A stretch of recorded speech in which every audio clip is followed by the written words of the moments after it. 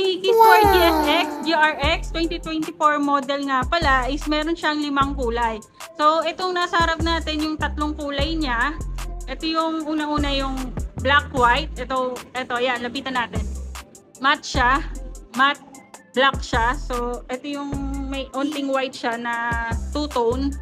Yan. Tapos ito naman yung isa, yung blue orange yan or tangerine yan. Ito isa din to sa mabentang color natin ngayon, yung blue orange niya. So ito naman nasa likod, pakita natin yung red white niya. So parang pamaroon na rin siya. Yan. So orange yung decals ng Kiss4 niya. So ito yung pinaka body frame color niya is parang pamaroon type na rin. Color white din po yung onting patutone niya.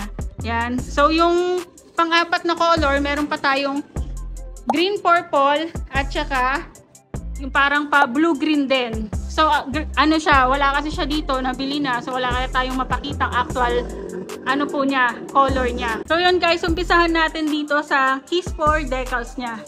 Ito yung Kiss4 2024 model na ngayon niya. Ito na yung pinaka colorway niya. Yan, two-tone na siya. So, ito yung frame niya, makinis. Tignan natin lahat kung may smooth welding siya. Dito, smooth welding naman siya. Kita nyo naman. Yan. Dito din, smooth din lahat. Sa bandang head tube, smooth din. Smooth yung welding niya. Dito lang ako may nakitang ano niya, welding na hindi pa smooth. Yan, kitang-kita pa dito yung pagka-welding niya. Sa bandang bottom bracket na. Yan. So, ayan guys, ito naman yung sa head tube. Ang head tube niya is tapered na rin po. Seal bearing na rin po to, yung headset. Headset niya 4252. Yan. 4252 po yung headset, seal bearing na. Tapered head tube. Ang GSX GRX 2024 model, ang pinagkaiba nito sa 2023 model, halos wala rin naman po. Onting-onti lang siguro yung pinagkaiba. Siguro yung sa rotor lang, tsaka yung sa tires, tsaka yung sa ano rin po, colorway. Sa tingin ko yun lang yung pinagkaiba nila. So the rest, parehas naman po sila. Halos lahat. So pakita pa natin yung ibang 2024 model niya. Si 2024 model nga po pala is naka 2x10 speed siya na GRX 400. Yan. Pakita po natin kung ano-ano yung mga GRX 400 niya. Ito po yung FD niya. GRX 400 po yan. Naka-ano siya, dual purpose siya ng clamping or brace on. Ito naman yung Halotech niya na Pro Wheel. Ang Pro Wheel niya is, ano po, ang teeth niya is, ito, pakita natin. 30-46 teeth. So, yung maliit na chain ring niya, 30 teeth. Yung malaking teeth, yung chain ring niya is 46 teeth. Halotech na siya guys, yan, may butas. Halotech na siya, 2x na crank. Ito naman yung sprocket niya. Sprocket niya is Shimano HG50 na rin po siya. Naka 11 for 36 teeth siya. 11 36 teeth yung sprocket niya. Shimano na po yung sprocket niya. So ito naman yung RD niya. Yan, Shimano GRX 400 na rin po siya. 2x10 speed po yan. So ito yung naman yung chain niya is naka KMC chain na rin po siya. KMC chain na siya.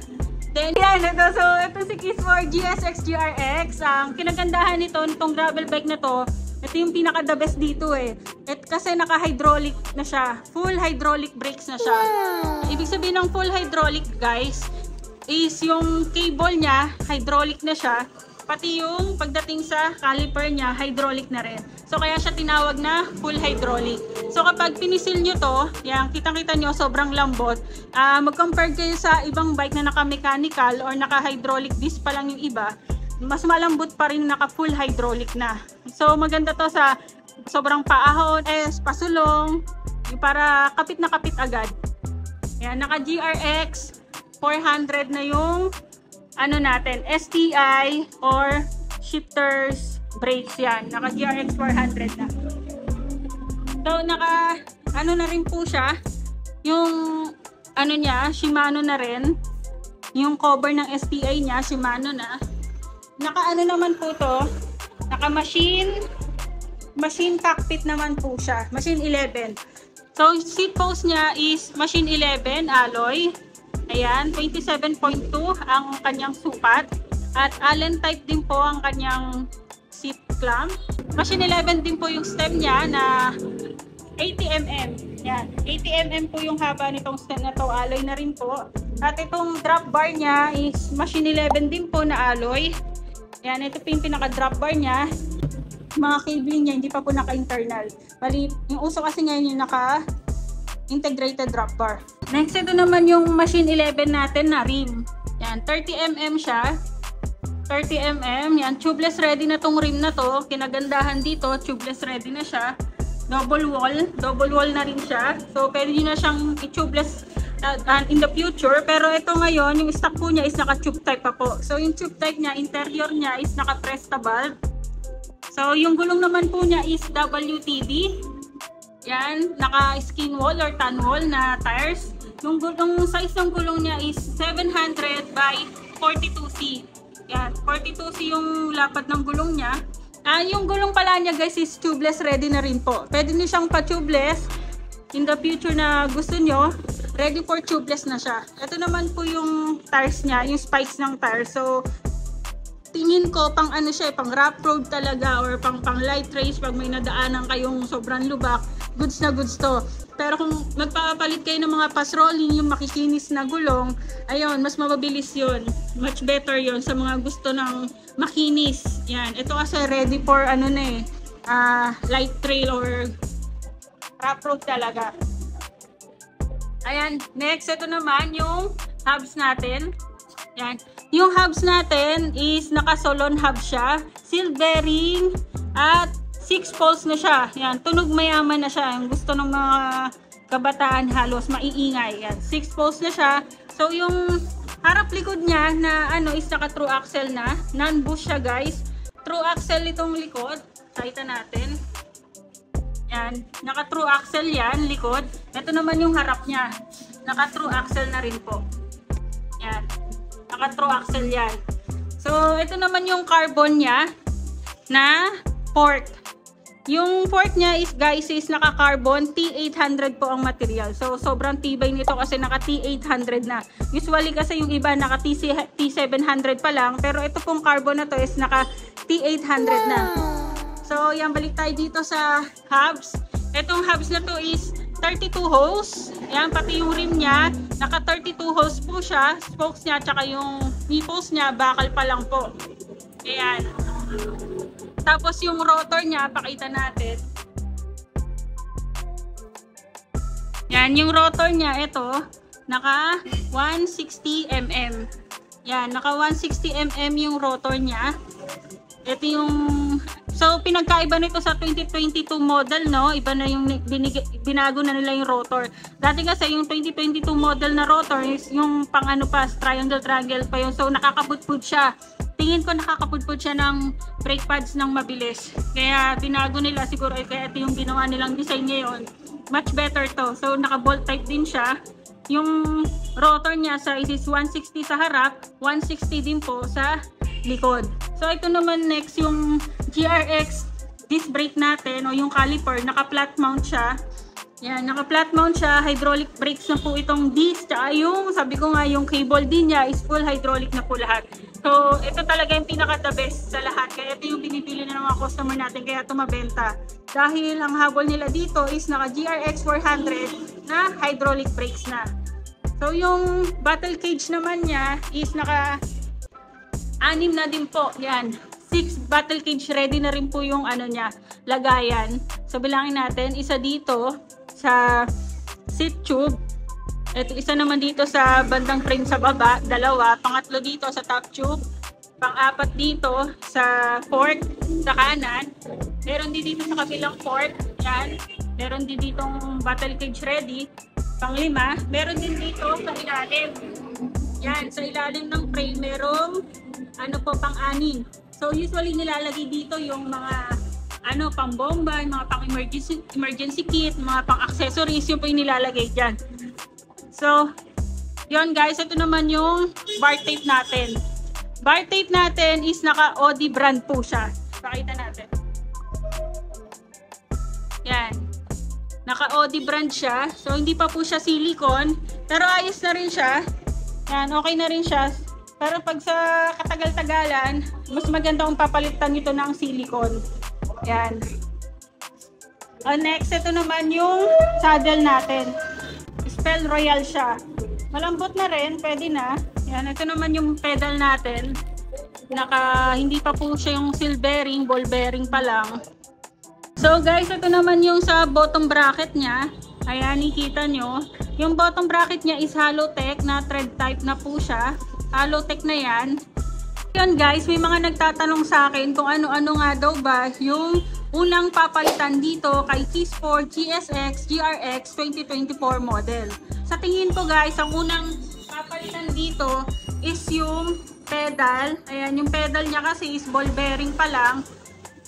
Tsaka yung niya, spokes niya, bakal pa po siya.